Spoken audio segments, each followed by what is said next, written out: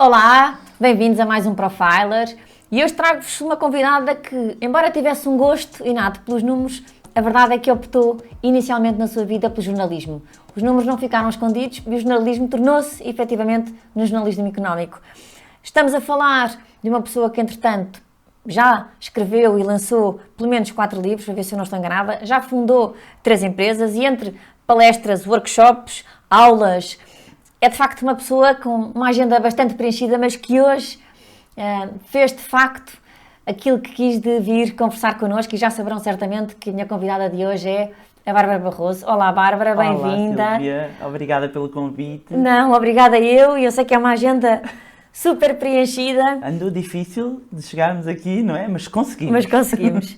Fundadora e CEO do Moneylab PT e portanto temos aqui uma conversa longa e seguramente muito interessante para ter. Dizia eu no início agora da tua apresentação que, embora houvesse um gosto inato pelos números, foi o jornalismo que pesou mais na altura de fazer a escolha. Porquê? Quais é que foram as razões que levaram até ao jornalismo? Então, isto começa com desporto e tem que andar para trás para entender aqui o percurso. Eu sempre fui desportista de alta competição de hóquei patins e sempre fiz muito desporto, futebol também, surf, basquete, fiz vários desportos, mas efetivamente fui atleta de alta competição de hóquei patins. E eu adorava desporto e queria ir para jornalismo desportivo. Este era o ponto, eu queria ir para jornalismo desportivo. E a verdade é que ainda estava na escola também, ainda não tinha sequer ido para a faculdade, e quando fui para a faculdade eu comecei a colaborar com alguns jornais regionais para escrever sobre o desporto. E comecei a escrever inclusivamente algumas crónicas e houve ali um momento, e aí já estava na faculdade, já para um jornal da região, que já tinha alguma relevância, eu percebi que não tinha jeito nenhum para aquilo. Esta foi a realidade. E de repente eu estava no segundo ano da faculdade e senti-me ali um bocadinho perdida.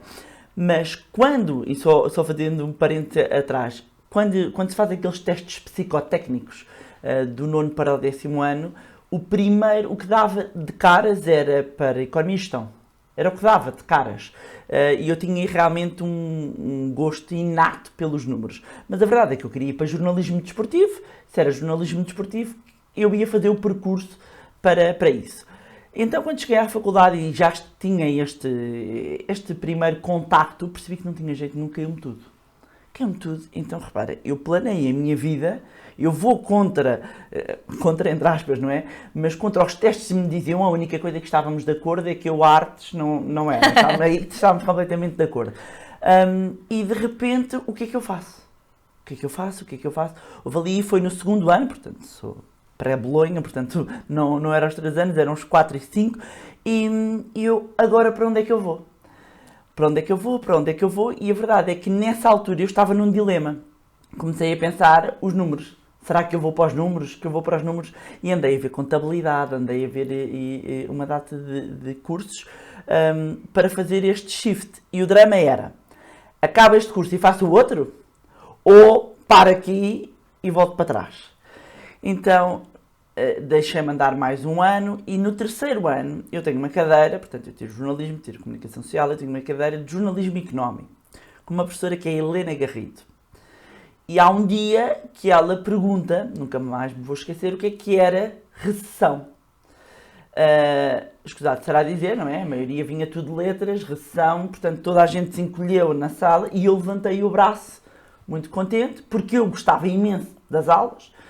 A minha faculdade era distribuído um jornal na altura que era o Diário Económico e eu todos os dias levava ao jornal, não percebia nada do que estava lá escrito, mas eu levava, convicta, e eu lembro-me de explicar assim de rajada o que era recessão e a professora diz-me assim, temos jornalista de economia. E eu cheguei-me assim para trás e disse, olha, se calhar é por aqui. E fui para casa e ia estar com o meu namorado, que é hoje meu marido, e disse assim, eu já sei o que é que eu vou fazer. Eu já sei. E não tenho que mudar de curso. Porque eu andava a ver, eu vou para o jornalismo económico. É isto que eu vou fazer. Tenho a comunicação, tenho os números, é isto que eu vou fazer, é isto. E, portanto, é esta professora, e eu já agradeci e continuo a agradecer, e eu trabalhei com ela chegou a ser a minha editora e minha diretora. Mais tarde foi muito engraçado, ela mudou uma vida. Foi ali que tudo começou. E é por isso que eu considero tão importante o trabalho dos professores. Se fôssemos atrás, também tenho professores que me deram uns traumazinhos. Mas, efetivamente, esta professora na faculdade mudou-me o rumo, mudou-me a vida e serei sempre eternamente grata. É engraçado, que às vezes é um clique, não é? Eu sei, porque foi este o clique. Eu nem sequer nunca tinha pensado nisso. Portanto, eu andava a ver coisas, números puros e duros, parte financeira, disse, vou por aqui, que vou fazê-la posteriormente. Que é engraçado. Como os pontos todos se unem, não é? Acabo por ir fazer. Mas foi por ali o caminho. Eu não tive de abandonar a comunicação e não tive que abandonar as pessoas. E por isso eu digo que eu hoje tenho o melhor de todos os mundos. E depois enverdámos pelo Diário Económico. E porque curiosamente a Helena Garrido trabalhava no Diário Económico. E eu tive uma ousadia, portanto eu comecei a pensar assim.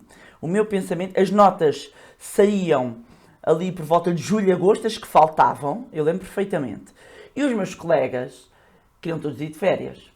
Mas eu acho que eu hoje olho para trás e penso que eu sempre tive assim uma cabeça um bocadinho fora da caixa e meio estratega.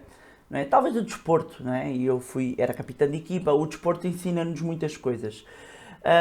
E eu pensei assim, calma, então a gente vai de férias. Eu se tentar concorrer agora a um estágio, a barreira de entrada é menor porque há menos concorrência. Portanto, eu não vou de férias, eu vou mandar já o meu currículo. E foi isso que eu fiz. Portanto, era a minha professora e eu mandei um e-mail a perguntar, olá professor, não sei se está lembrada de mim. Claro que estava lembrada, que eu era a melhor aluna dela, não sei se está lembrada de mim. Eu sei que a professora trabalha ainda deve ter esse e-mail. Eu sei que a pessoa trabalha, se calhar já não tenho esse e-mail, porque era outra e-mail, mas que a pessoa trabalha no Diário Económico, para onde é que eu mando o meu currículo? E ela indicou-me para onde é que eu mandava o meu currículo, portanto não teve nada a ver com... Eu mexi-me, às vezes a gente acha que não nos acontece, eu mexi-me, eu não fiquei parada, os meus colegas foram todos de férias. Eu não, eu mexi-me e disse, para onde é que eu mando o meu currículo? Então, mandei o currículo, passado 2 dias chamaram para uma entrevista e a verdade é que começo no dia 1 de agosto. Portanto, eu não tive férias. 1 de agosto. E o que é engraçado, depois, a falar com os meus colegas que começaram todos à procura em setembro ou em outubro, para começar, também é verdade, ninguém queria ir para a economia, não é? Normalmente, os meus colegas, a maioria queria ir para a televisão, ou queria ir para a sociedade, ou para a política, alguns assim, e portanto eu ia ali um bocadinho fora. E foi ali que começou a minha jornada. Começa em agosto a trabalhar nesta área para nunca mais alargar ou fazer só aqui um twist, mas acaba por estar relacionado. Porque a verdade é que dentro do económico escreveu-se para cadernos, suplementos. Sim. Eu lia, já não sei se foi uma entrevista, onde dizias que eu depois também estava tão próxima da equipa de luxo que até comecei a fazer alguns apontamentos para a revista. Sim. É muito engraçado. É engraçado hoje olharmos para trás para o percurso. Então, eu lembro perfeitamente, quem me faz a entrevista é o Miguel Moreira Rato. Faz-me uma entrevista e diz-me assim, queres ir para empresas ou para finanças? O que é isso? Não é? E eu disse, eu quero ir para onde vos fizer mais falta. E é como quiserem, eu aprendo, não é? Eu parti do zero e fui calhar na equipa de finanças. E na equipa de finanças trabalhas todo o lado financeiro, todas as empresas financeiras, portanto trabalhamos banca, seguradoras, corretoras e bolsa. E portanto foi aí que eu entrei. E o que é curioso é que dentro da equipa de finanças eu tinha uma colega, que era a Patrícia Henriques, que fazia finanças pessoais. Ela escrevia sobre finanças pessoais. E eu ali muito caçula, não é? Ela dizia, tu devias gostar disto. E comecei a ajudá-la. E no Diário Económico, depois havia um caderno sobre finanças pessoais que eles estavam organizados, como nas empresas, secções, nós chamamos de secções. Portanto, a política, os mercados, neste caso finanças, todas as empresas não financeiras estavam à parte, a economia, vários. E depois tinham que eram os projetos especiais. Portanto, tudo que era suplementos, isso era nesses projetos especiais. E como eu comecei a ajudar esta minha colega, a equipa de finanças até era bastante grande, estava a crescer, a determinada altura viram que eu tinha jeito para aquilo e puseram-me no projeto especial a liderar um caderno que chamava-se Dinheiro e Ócio. E eu fui liderar esse caderno. Na minha cabeça aquilo foi uma despromoção. Eu sabia que era uma despromoção. Aliás, não era uma despromoção, mas lá dentro da organização, quando saía da equipa de finanças para ir para os projetos especiais, é como se saímos da Primeira Liga. E na altura eu lembro de pensar, eu não vou interpretar isto como uma despromoção. Eu vou para lá, mesmo que eu fosse liderar, mas eu ia liderar um caderno, não era a área premium que faz as notícias. Eu disse, eu vou ser a melhor naquilo. Eu vou ser a melhor. E nos projetos especiais também havia a parte de luz, portanto, porque eram projetos, não é? Então eu tinha a parte ali da parte financeira e depois a equipa de luz também estava... E eu gosto imenso de carros. E como a equipa de luz tinha muitas pessoas e tinha muitas mulheres, não é nada, aliás, sou mulher e adoro carros. E então era preciso alguém escrever sobre carros, fazer algo, e eu adorava isso. E, portanto, elas sabiam que eu gostava e volta e meia portanto, era aquele momento em que eu saía da parte financeira e começava aqui a escrever um bocadinho de luxo. E a verdade é que menos de um ano depois eu volto para a equipa de finanças, já com outro estatuto também, e para fazer outras coisas de muito mais relevo. Portanto, às vezes a gente acha no nosso percurso que é um passo atrás e não é... Que atiramos a toalha ao chão Sim. Eu costumo dizer que na vida, e isto é uma forma como eu encaro muito, eu vejo as coisas como sucesso ou aprendizagem. Porque a falha, muitas vezes, e o erro, que é fundamental para se atingir o que quer que seja, não é? É pejorativo, é mal visto e as pessoas não gostam de partilhar. E há sempre um ensinamento. É engraçado que ainda ontem partilhava uma situação com uma pessoa da minha equipa e falava disso mesmo. Ainda bem que aconteceu esta coisa má. Ainda bem. Porque agora vamos melhorar processos, vamos melhorar uma data de coisas que não se iria melhorar ou iria-se demorar muito mais tempo porque não tinha acontecido, não nos ia chamar a atenção. Temos receio do julgamento da falha, Sim. não é? Eu acho que receamos a falha, de que vergonha depois... Mas o que é interessante na falha, que eu acho curioso, é quem critica normalmente é quem faz menos do que nós. Curioso. Normalmente quem aponta e depois, quando falhamos, tem uma necessidade de confirmação que está certo. Eu avisei-te. Mas a pessoa nunca arriscou, não é? Eu acho que é sempre importante nós estarmos atentos a quem se passa à nossa volta, não é? Vivemos com o nosso ego. Há uma frase que eu gosto muito, que ouvi há muitos anos, que é "Too much ego will kill your talent". Demasiado ego mata o teu talento. Portanto, eu costumo dizer, sempre que eu sinto que de alguma forma ou o meu ego pode estar aqui a subir, eu próprio abaixo, não é? Porque efetivamente até no mundo empresarial, e aprendo muito também a olhar para outras empresas e sendo uma pessoa que acompanhou empresas cotadas, quantas empresas, líderes de mercado, quantos gestores de topo, inebriados com a sua vaidade, apesar do seu talento, depois caem, não é? E caem por essa falta de humildade de olhar para o lado, de olhar para si com sentido crítico. E eu sou muito crítica de mim mesmo. Do Jornal Económico vamos para o Jornal I. É verdade. Fui para o Jornal I. Foi um projeto que na altura estava a nascer e havia uma parte da equipa que vinha do Diário Económico e eu fui coordenar ali uma secção de economia e foi um período incrível porque foi um jornal que veio romper. E é sempre interessante quando a gente entra em projetos inovadores que fazem diferente, em que nos é permitido experimentar. Como é maravilhoso isso, não é? Até aliado com aquilo que estávamos a falar da falha, é-nos permitido falhar. Vamos testar. É maravilhoso. E uma equipa incrível e foi mesmo um momento muito feliz. Tão feliz que engravidei. tive o meu primeiro filho, engravidei quando estava no Jornal I. E é também nessa mesma altura que surge a Social Beat. Exatamente, ou seja, eu como não consigo estar quieta, não é o facto de estar a trabalhar de um lado, não estou a fazer outras coisas. Então o que é que foi a Social Beat? Que pouca gente sabe. Era uma empresa que foi criada comigo e com o meu marido como sócios de gestão de redes sociais. Só que teve um problema, foi antes de tempo. nós tínhamos estado numa viagem aos Estados Unidos e percebemos aqui uma tendência que estava a existir, nomeadamente de gestão das redes sociais no mundo empresarial. No mundo empresarial. Portanto, ainda nem estávamos a falar de Instagram, estávamos a falar sobretudo de Facebook e aqui o LinkedIn ainda muito visto como plataforma para procurar emprego. E de facto nós conhecemos uma ou duas pessoas, fizemos formação, andámos em roadshow, em apresentação da empresa com algumas empresas e as empresas não estavam disponíveis e não viam o potencial. Portanto, a Socialbit poderia ser uma grande empresa, mas depois acabámos por perceber que foi antes do timing. Às vezes há projetos assim e nascemos cedo demais para o mercado português. Mas isso não vos impediu depois, posteriormente, de continuarem a fazer N coisas, não é? Uma vez mais. Sim, sim. Aliás, hoje, muito do know-how, e obviamente que as coisas mudaram imenso, que nós usamos até na gestão das nossas redes, se formos ver bem, começa ali no início.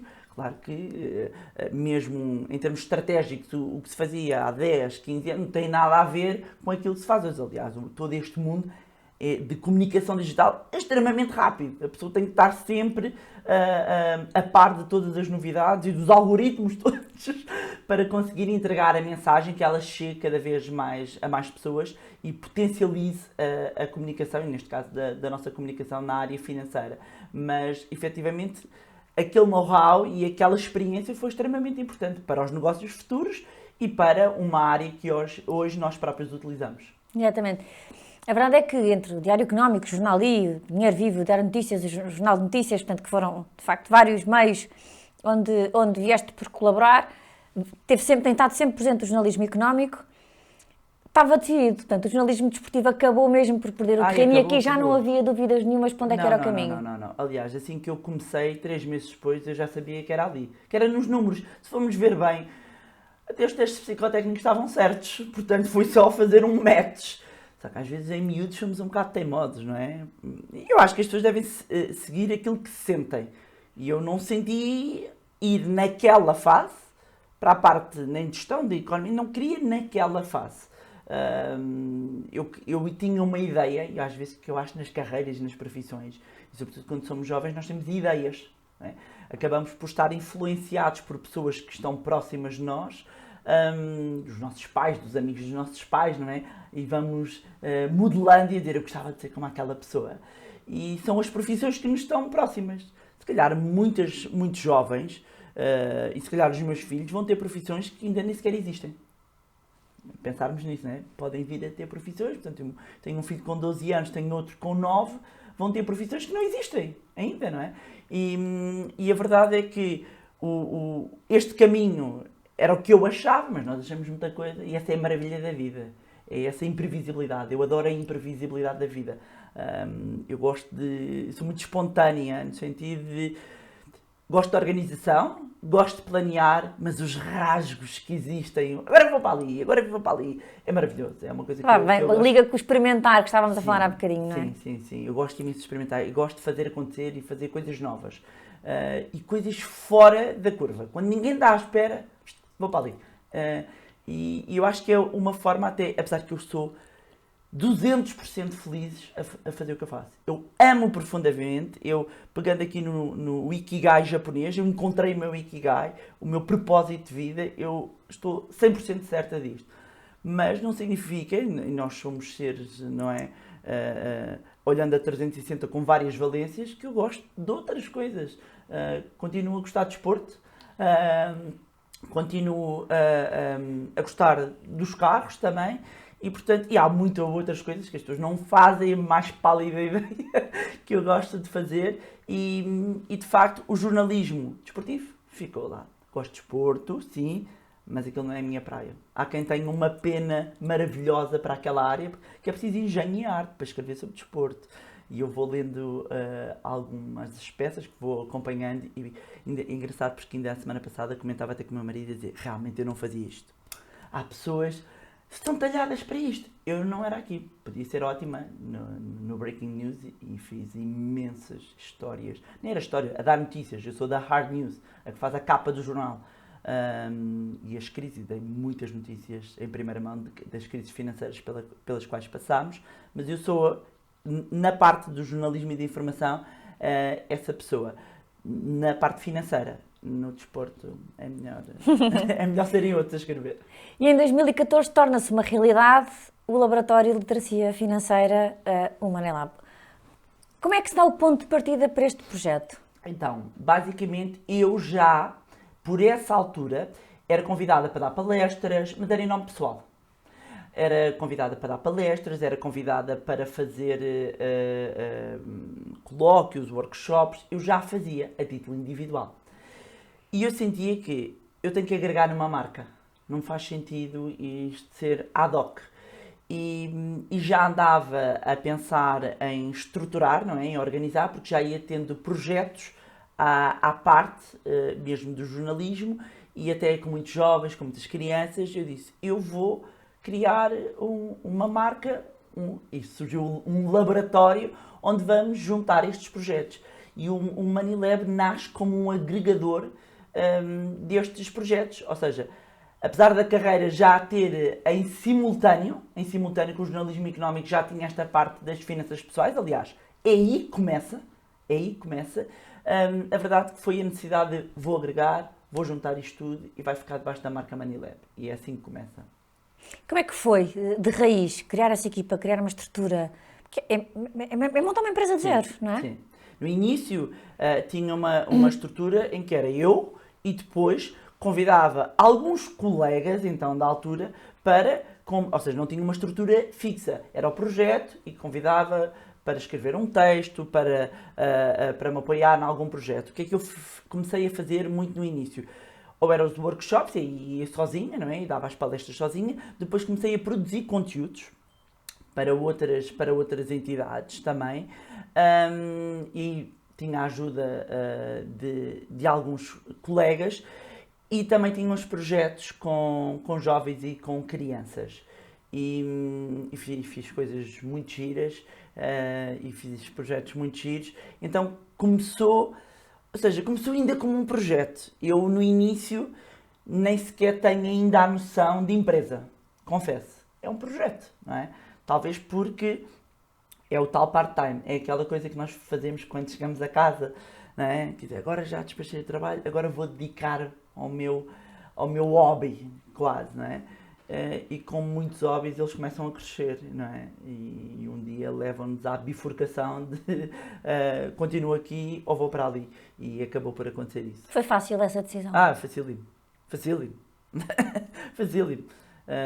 E foi a melhor decisão que poderia tomar. O coração já lá estava. Depois foi a razão, não é? Eu acho que o coração vai primeiro. Que é o que nos faz ter projetos, não é? Que nos apaixonam, e eu acho que o coração parte primeiro, e há um dia que dizemos porque é que eu não faço só isto, não é? E portanto a decisão foi facílima. E no meio disto tudo também há um podcast, há um Money Bar, que é efetivamente um dos podcasts mais ouvidos. Eu estava a ver ontem, são quase 170 episódios, são episódios onde de facto de uma forma descontraída e descomplicada, se fala de finanças, de temas da atualidade, de temas técnicos muito específicos. Primeiro, o tema finanças, presumo eu, não tem que ser uma complicação, não é? E que para muitos é. E depois, como é que nós sentimos o retorno disto que proporcionamos? Porque de forma gratuita e de vontade preparamos um conjunto de conteúdos para chegar às pessoas, para lhes darmos informação, para as ajudarmos a tomar decisões em consciência. Sente-se o retorno depois disto também, Bárbara? Hoje em dia, graças a Deus, sinto o retorno. Eu sinto um carinho muito grande por parte de quem ouve. No início, quando eu criei, eu não tinha consciência nenhuma. Porquê que eu criei o podcast? Porque não havia, para começar, não havia nenhum. E porque eu queria comunicar de uma maneira muito bárbara. Que é uma maneira muito sui generis que eu tenho de comunicar. Que eu não tinha espaço a quando no jornalismo, até porque quando eu deixo o jornalismo por completo, eu estou a fazer um jornalismo muito duro. Quando eu digo muito duro, eu estou a fazer banca pura e dura de escândalos BES, de BPNs, BANIF, portanto eu estava na parte financeira mesmo dura, e de mercados financeiros não há espaço para humor, não é? E eu sou uma pessoa que gosto muito de rir, sorrir, fazer os outros rir, e eu sempre achei, porque é que não podemos tornar este assunto leve, porque eu já fazia isto nas palestras, eu sabia, portanto, eu já tinha esse teste de eu consigo, eu adoro o presencial por causa disso, porque eu sinto as pessoas, eu vejo os olhares, portanto, eu agarro a audiência e sinto-os.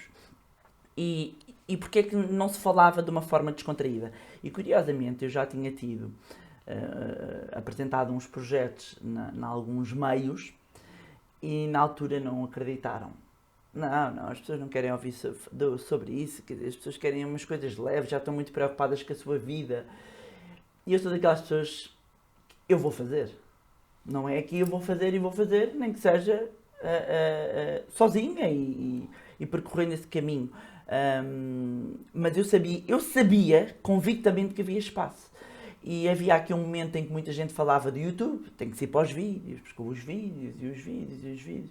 E, bem, da verdade, eu apetecia-me gravar aquilo sem ser preocupação da imagem. Esta foi a realidade. E eu tinha ido uma viagem aos Estados Unidos, vou com muita frequência, faço parte lá a vários grupos de trabalho, e eu notava que os podcasts estavam a crescer imenso. E cá, estava muito no início, e eu disse, podcast? Sim, Bárbara, podcast. Então, eu começo a gravar, comprei um micro, comprei uns fones, comecei a gravar na minha sala até. Comprei um tripézinho para pôr o micro e isso tudo. E eu disse, eu vou fazer aquilo que eu acho que vai aproximar as pessoas. Eu vou passar o meu conhecimento, aquilo que tenho, de uma forma descontraída e descomplicada. Por isso é que no início eu dizia mesmo isso, como se fosse a um bar com os amigos beber um copo. Porque quando nós estamos nesse registro, a conversa flui. É leve, não é? Vou para uma reunião, eu vou para uma entrevista, não há uma formalidade, estamos aqui a beber um copo e vamos falar sobre isso. Daí o nome Money Bar, e também porque bar são as 3 primeiras letras do meu primeiro e último nome. E então comecei, mas longe, a anos-luz, nem sequer estava aí. Portanto, eu queria gravava, eu costumava nas minhas pantufas, descontraída, ninguém filmava, ninguém nada. E a verdade é que o podcast começou a ganhar uma atração imensa. E hoje está consolidado como efetivamente um dos podcasts mais ouvidos. Foi o primeiro podcast de finanças pessoais, sempre em 3 anos nos topos e de forma consistente, muitas vezes em primeiro lugar. Nos gerais, a competir muitas vezes com os do humor, que deixa-me super orgulhosa, não é? E a verdade é que hoje, quando eu encontro as pessoas, esse feedback chega. E as redes sociais têm esta vantagem, também mandam mensagens, mandam-nos e-mails. Ainda agora estive no Porto na apresentação do livro e perguntei quantas pessoas ouvem aqui o podcast e era praticamente a audiência inteira. E hoje tenho e recebo muito esse feedback da transformação que o podcast tem, que é o meu momento de altruísmo, que ele não é... Já tive várias propostas para serem pago, para ter sponsors. Ele está como está porque eu assim o quero. E assim eu quero manter, porque não haver aqui uma barreira para as pessoas aprenderem. E eu faço aquilo com a mesma qualidade, com que sempre fiz tudo na minha vida, com o mesmo empenho, com a mesma dedicação. Não é porque é gratuito, não é porque é aberto que é menor. Não. Eu invisto tempo, invisto recursos, invisto hoje a minha equipa. E o melhor retorno que nós podemos ter é efetivamente as pessoas dizer ajudou-me aqui, mudou a minha vida.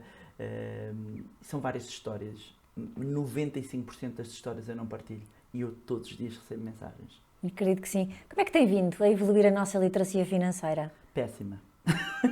Péssima. Ou seja, calma, foi aqui de chofre, mas os dados são notórios, não é? Mostram ainda, o último relatório por parte do Banco Central Europeu demonstra que Portugal, na zona euro, está em último lugar, em termos de literacia financeira.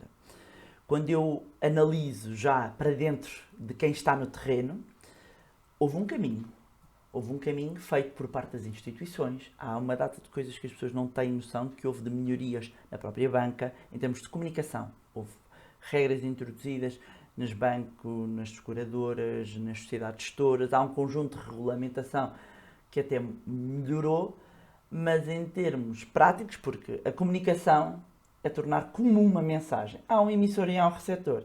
E nós continuamos a ter problema na conjugação, não é?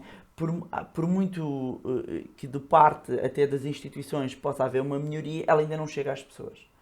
Não chega, podíamos analisar por vários motivos, porque as pessoas não estão interessadas, porque a linguagem ainda assim não é acessível o suficiente, os meios não são adequados e efetivamente as pessoas não param para falar destes temas. Não está no top das preferências das pessoas. Isto é uma realidade, por muito que nos custe, não é?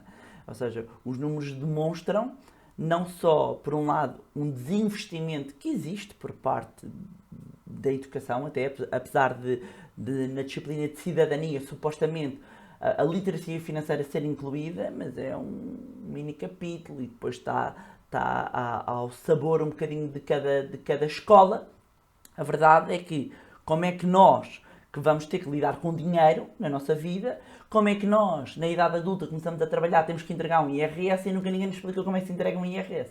Só para dar um exemplo. Eu dou muitas vezes este exemplo, mas é verdade. Toda a gente é obrigada a entregar a declaração do seu imposto sobre rendimentos. Mas nunca ninguém explicou. Agora há uns tutoriais.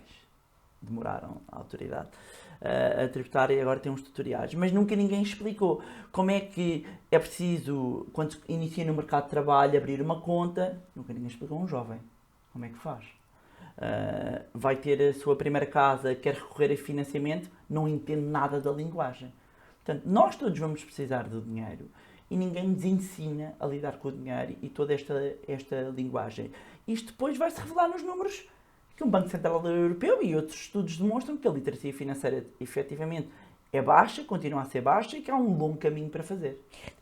Perdão, tu criaste um plano nacional de educação financeira para os jovens do ensino secundário. Não, o Plano Nacional de Educação Financeira é um plano onde estão os três principais reguladores, da parte dos seguros, da parte do mercado imobiliário, CMVM, e da parte da banca, o Banco de Portugal.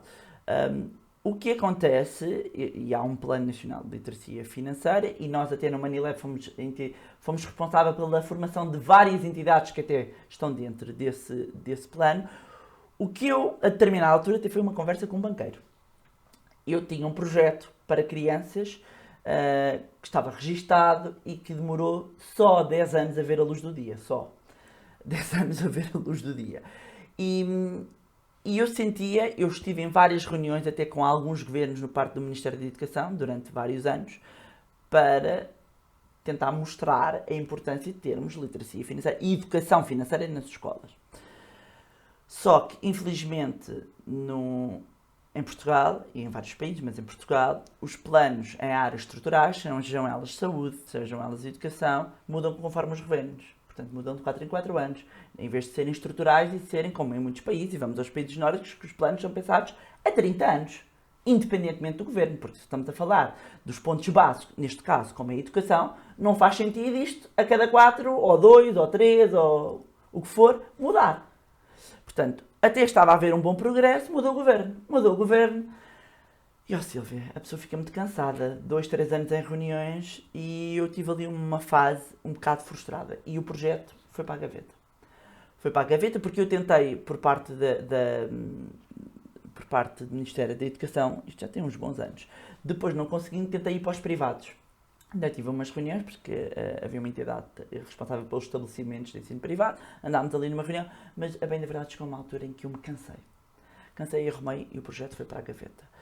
E é numa conversa, num almoço que eu tenho, até com uma pessoa da banca, e que notou que eu sou muito enérgica e que a minha energia não estava ali muito boa. E ele até me disse assim: Bárbara, mas está à espera do Estado ou está à espera para fazer? A Bárbara junta um conjunto de mecenas e avança com isso. Mais uma pessoa que dá-me aqui um clique e eu disse: tem razão, é isso que eu vou fazer. Mesmo assim não nasceu logo, mas é assim que nasce o Roadshow Financeiro. Foi um projeto que foi desenhado para andar em roadshow, andar em turnê pelo país, para dar aulas e formação a jovens do ensino secundário. Portanto, antes mesmo deles entrarem para o ensino superior, terem aqui as bases de literacia financeira. E foi um projeto giríssimo que encerra por causa da pandemia. Nós estamos, aliás, nós tínhamos vindo do Porto, tinha sido detectado o primeiro caso no Porto. Nós estávamos num hotel, toda a equipa, estávamos a 1 km até, que havia no São João do Porto. Lembro perfeitamente, porque isto é março. E às tantas, março de 2020, tínhamos que fazer uma palestra em Lisboa, a 17. E eu a dia 4 digo à minha equipa, avisa toda a gente, não vamos realizar porque eu acho que isto vai fechar. E a minha equipa sabe que isto está documentado até.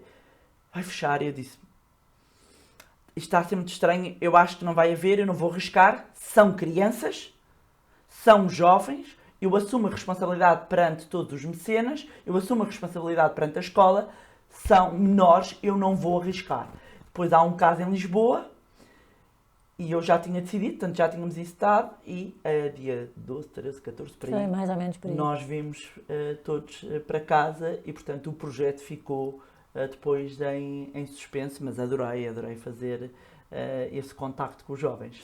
Olha, e esse gosto traduz também nos teus livros, Sim. que um deles que trouxeste para mim, que agradeço desde já, que está aqui,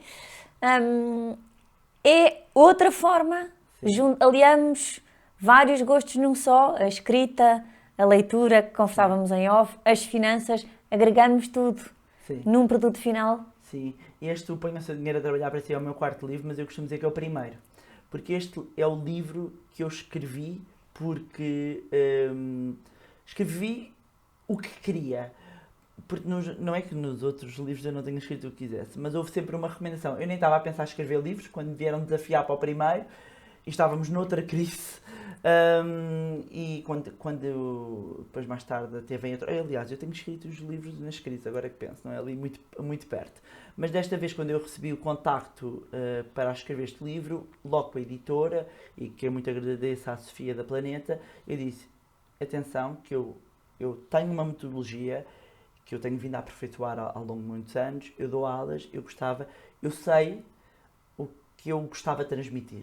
E este é o livro que eu gostava de ter lido quando comecei a minha jornada, que tive que ir ver muita informação fora de Portugal, porque não havia nada, e eu disse, ou me deixam escrever o livro que eu quero, ou então, se querem um livro com uns determinados tópicos ou umas dicas, eu já escrevi isso, não é isso que eu quero. E tive essa total liberdade, e efetivamente o livro tem tido uma ótima recepção, é um best-seller, e desde que foi lançado oficialmente e saiu em fevereiro, tem, mesmo ainda hoje, continua a manter-se nos tops, o feedback tem sido ótimo, e consegui transmitir os princípios para mim, os passos necessários para que as pessoas possam assumir o controle da sua vida financeira, para que possam atingir os seus objetivos, sejam eles quais forem. E a verdade é que numa altura de mercado como atravessamos agora hoje em dia, não é? Que tanto falamos de taxas de juro e de inflação, o facto das pessoas estarem mais focadas também para esta leitura, no seguimento do que temos vindo a dizer, é porque hoje, eventualmente, estamos mais preocupados, mais cautelosos com o tema das nossas finanças, Bárbara. Sim. As crises têm esse efeito, e onde eu sinto que houve ali a mudança e o shift foi na crise, ou quando esteve cá a Troika, não é? Em que foi a crise que mais se sentiu nas pessoas, nas organizações, nas famílias, que foi muito grave, efetivamente.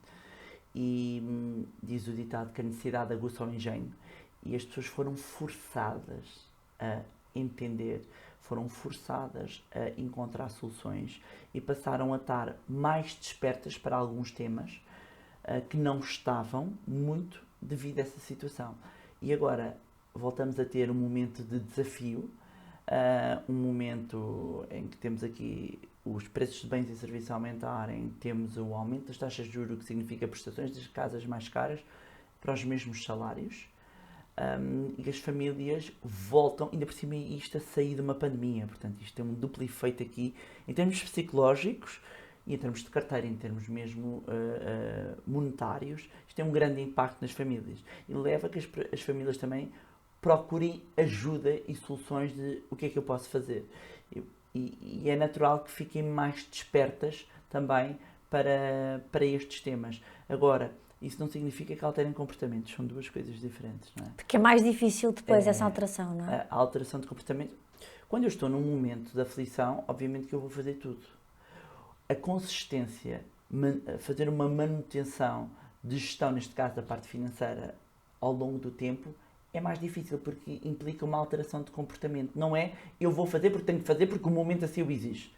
É uma situação de emergência. E perante as situações de emergência, nós temos comportamentos de emergência. Mas, quando tudo passa, o que efetivamente vai fazer diferença é quando passar este desafio, a maneira como eu lido com o meu dinheiro. Há pessoas que efetivamente produzem aqui um novo comportamento, há outras que voltam para os padrões antigos. Não é? Isto é mal comparando, mas é quase um bocadinho como as dietas, não é? A pessoa até pode conseguir perder o peso, depois o difícil é fazer ali a manutenção porque não houve uma alteração do comportamento. Houve a adoção de determinado comportamento num determinado momento.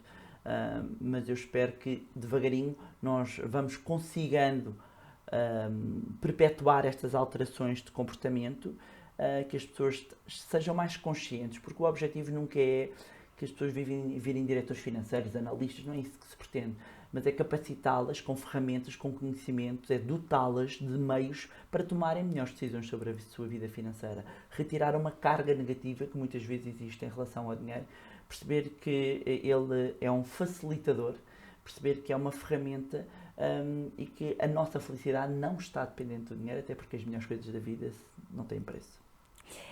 Bárbara, e esta distinção do canal História? Do canal. Não estava toda à espera. Lembro perfeitamente, estava no meu escritório e de repente o primeiro contacto até foi por e-mail. Eu recebo um e-mail a dizer que o canal História na altura fazia 20 anos e iria distinguir 20 personalidades que se destacaram em várias áreas em Portugal e que decidiram que na área financeira era eu. Eu confesso, na altura pensei que era um engano, não é? Que era um engano e depois fui contactada e falei com os responsáveis e não era engano. Era mesmo verdade. Era mesmo verdade, pelo trabalho desenvolvido nesta área financeira e foi muito bom, porque não trabalho para os prémios, nunca foi isto, porque agora é como se eu sentisse muito bem, a pessoa está a colher os frutos, mas houve um deserto, não é? Em 18 anos.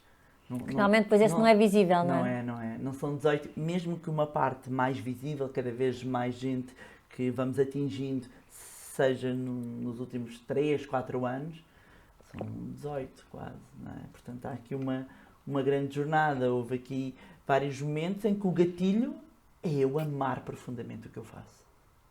É o amar. Eu lembro-me houve uma altura de chegar a casa com o meu marido, ainda nem tinha filhos, e olhar para ele e dizer: eu adoro isto, eu fiz isto de borla, eu gosto mesmo.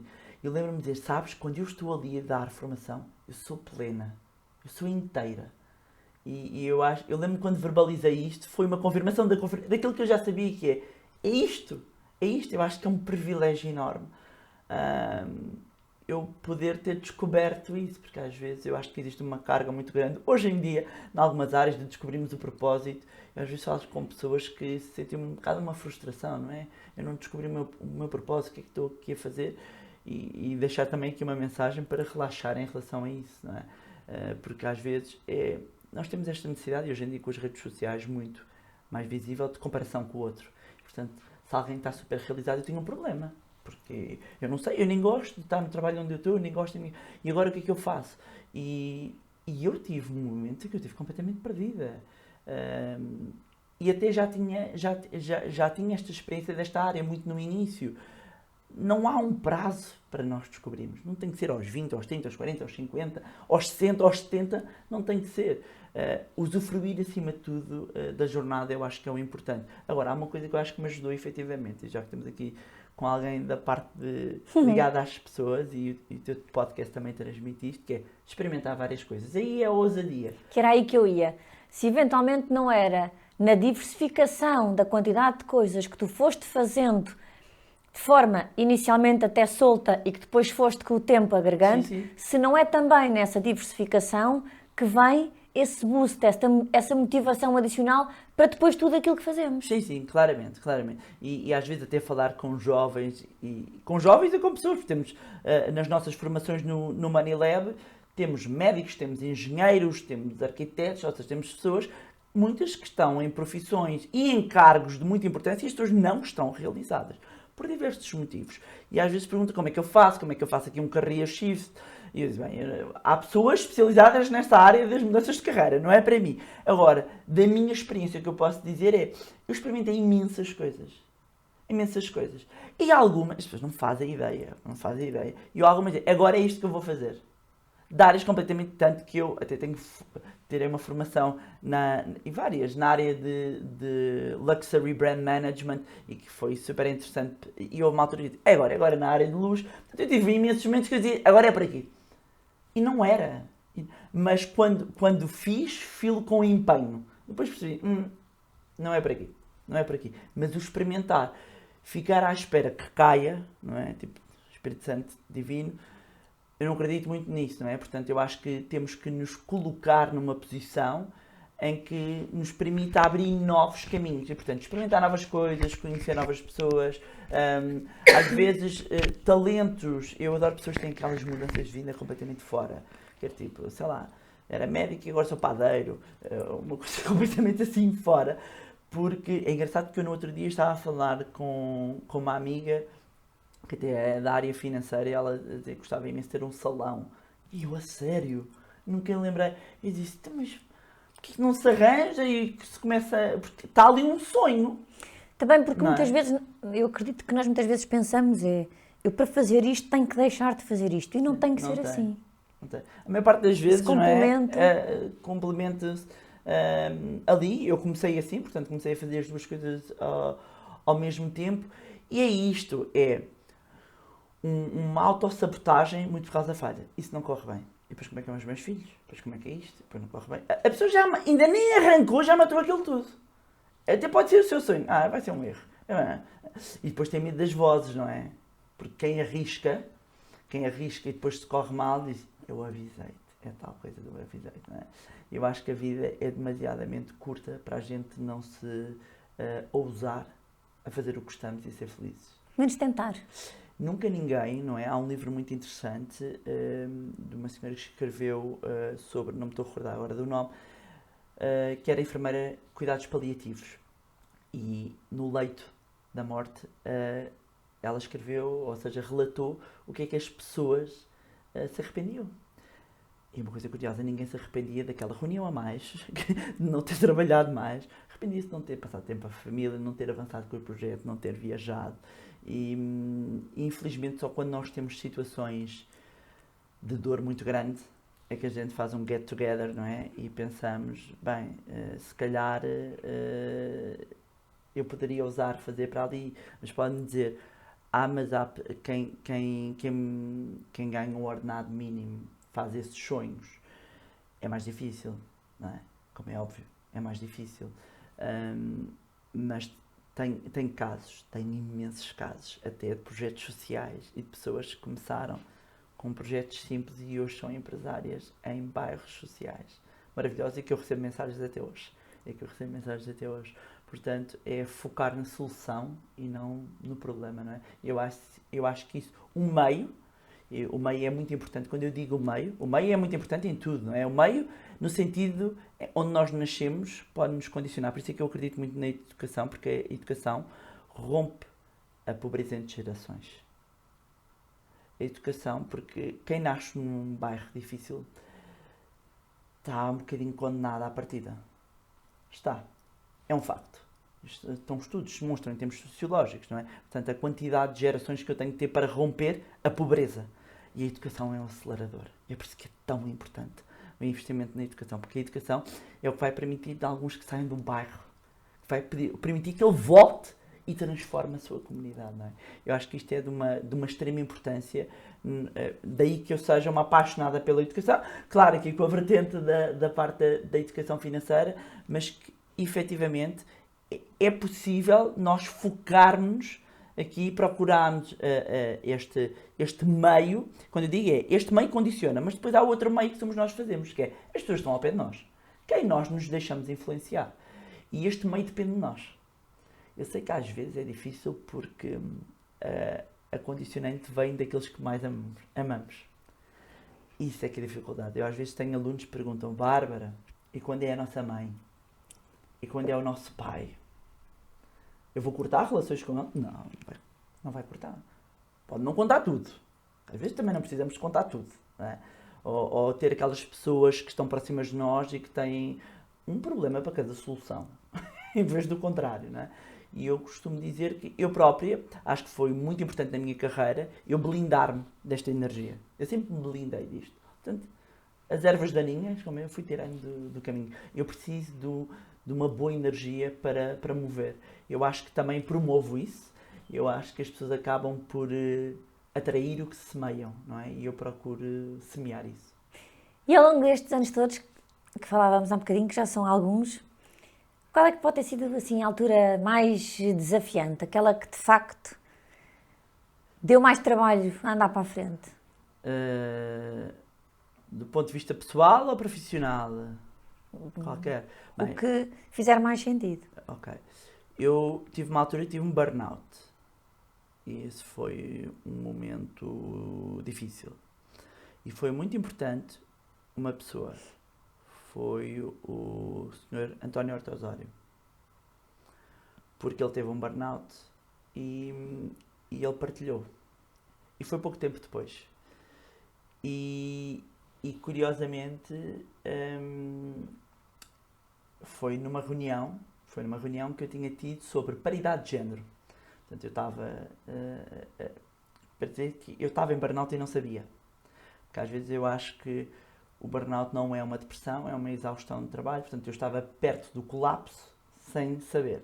Mas quem não conhece, eu tenho um ar completamente normal. E eu lembro-me que estava numa reunião de paridade de género com uma seguradora. Havia vários convidados, eu ia lá falar de carreira e estava lá uma pessoa que era uma psicóloga, uma terapeuta, e estava a falar da exaustão, que muitas vezes existia até mais nas mulheres, por força dos filhos, da casa, porque ainda existe isso. E ela começa a dizer as características físicas, ou seja, as manifestações do burnout. E eu fazia check em todos. Pedi-lhe um cartão, liguei-lhe no dia seguinte a dizer: olá, doutora, está boa? Olha, eu estive ontem na palestra, lembra-se de mim? E contei-lhe. E pronto, e entrei no consultório dela e foi um momento muito difícil. E foi um momento muito difícil de aceitação, de fraqueza. Foi o meu confronto com a fraqueza. E de que eu não era a super mulher. E tinha que parar. E era estranho para quem está sempre, porque não é de hoje, é sempre. E ter que parar, e ter que respeitar o corpo. E foi importante, porque na altura, como o António Horta Osório tinha feito essa relação, eu percebi se aquela pessoa, ainda por cima sendo jornalista de banca e financeira, se aquela pessoa... É referência, não é? É referência. Tem que parar, então eu também posso parar. Não é mau, não é negativo. Se até um gigante se abate, quem sou eu? E lá está, falo de momentos importantes e pessoas importantes, e ele foi importante para eu aceitar e cuidar de mim e voltar bem e muito melhor, porque eu acho que quando a gente toma consciência deste lado e conseguimos respeitar, eu hoje conheço muito melhor os meus limites e respeito isso, ajuda-me muito melhor como pessoa, como profissional, como líder, ter esta sensibilidade. Foi um momento que eu me recordo mais desafiante. Depois tive outros também, quase sempre é o lado pessoal, não é? Este foi profissional, porque depois afeta um pessoal profissional, e depois outras questões familiares mais duras foram aquelas.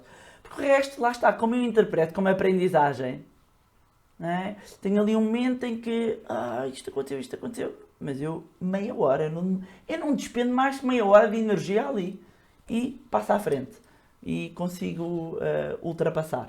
Curioso que terminamos a nossa conversa como a iniciámos quando nos conhecemos pessoalmente hoje de manhã, quando falávamos na importância da partilha e no Sim. quanto aprendemos todos, Sim. pelo facto de haver de facto uma partilha mais generalizada, que acaba exatamente no ponto que tu acabavas de dizer e na referência que tiveste, Sim. para aceitares o teu próprio desafio e enfrentares o teu próprio desafio.